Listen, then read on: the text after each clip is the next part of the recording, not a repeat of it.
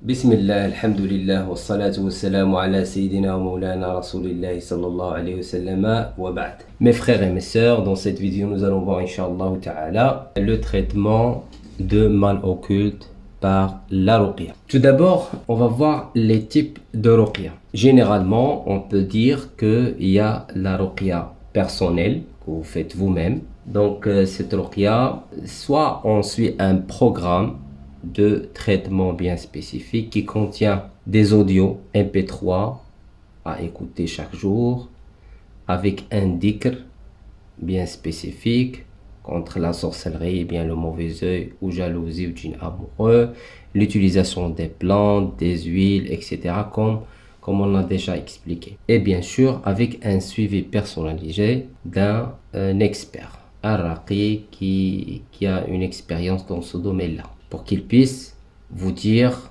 les ruqya qu'il faut écouter, parce que tout dépend des symptômes qui apparaissent, ainsi que le dhikr, les versets, les sourates à dire, ainsi que le nombre à faire chaque jour, l'utilisation des plantes, les faits couranisés, les choses à faire, les choses à ne pas faire, et aussi pour qu'il puisse faire le suivi chaque jour quotidien de votre cas jusqu'à ce que vous aurez la guérison finale bi'idnillahi ta'ala. Donc ça, c'est ce on peut dire que ça c'est le traitement personnel. Ça veut dire la personne elle s'occupe de lui et pour le traitement, le suivi et tout. Donc les avantages de ce traitement là, c'est dur. Tout d'abord il est dur, c'est pas du tout facile, parce que c'est un combat direct avec nefs, avec ce qu'on souhaite, avec le shaitan, avec la sorcellerie, avec les ennemis, etc.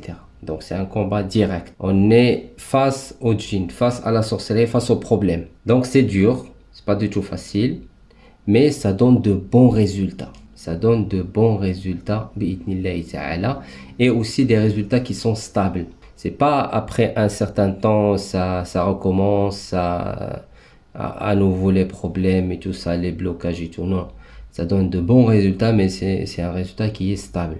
Ça reste longtemps. Et aussi, parmi les avantages, ça renforce l'esprit, parce que c'est un travail, ça renforce l'esprit, ça renforce la personnalité, et ça augmente aussi la foi à travers le dhikr qu'on fait, les invocations chaque jour, etc. Ça augmente la foi.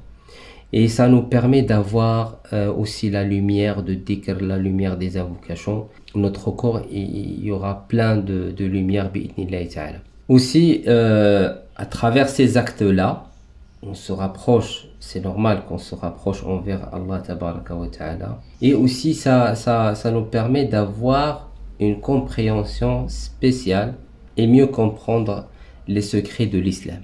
Ça nous permet de vivre réellement l'islam comme il faut, et goûter la foi et découvrir bi'idnillahi ta'ala les secrets de dhikr et le trésor qu'on a sur ce chemin d'Allah tabaraka wa ta'ala. Donc ça c'est généralement les gens qui ont le courage et le pouvoir pour prendre la responsabilité et suivre un programme bien spécifique conseillé par un raqi qui a une expérience. Il vous donne ce qu'il faut faire, ce qu'il ne faut pas faire, ainsi que les plantes, les produits là, etc.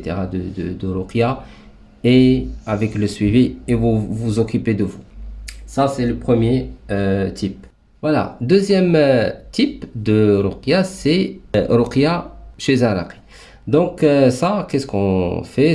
La personne qui a le problème contacte un raqi, et le raqi s'occupe de tout. Ça veut dire le raqi, il est en face au djinn, en face à la sorcellerie, en face au problème. D'accord? C'est celui qui s'occupe du reste. Ça, il est facile, parce que nous, on fait rien, c'est le raqi qui s'occupe de tout, du combat.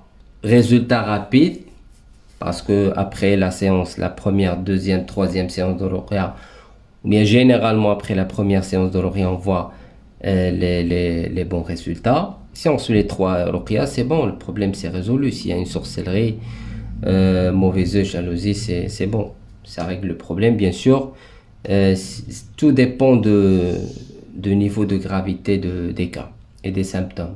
Donc, mais le problème, c'est que le résultat, ça reste pas longtemps, surtout pour les gens qui reçoivent toujours des attaques, ils ont un corps ou bien un esprit qui est fragile devant les mauvaises jalousies, ou bien il vit dans un environnement, il est stable, il y a plein de mal.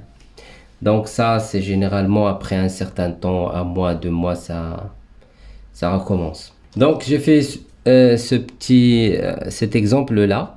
Donc ça, c'est le premier. Une personne qui avait les djinns avec les nœuds. S'il suit un traitement avec un raqi, rapidement, il va passer à l'état normal. Pour les gens qui travaillent sur le premier exemple, ils ont des djinns et des nœuds de sorcellerie. Ils suivent le traitement. Qu'est-ce qu'ils auront en fin de compte?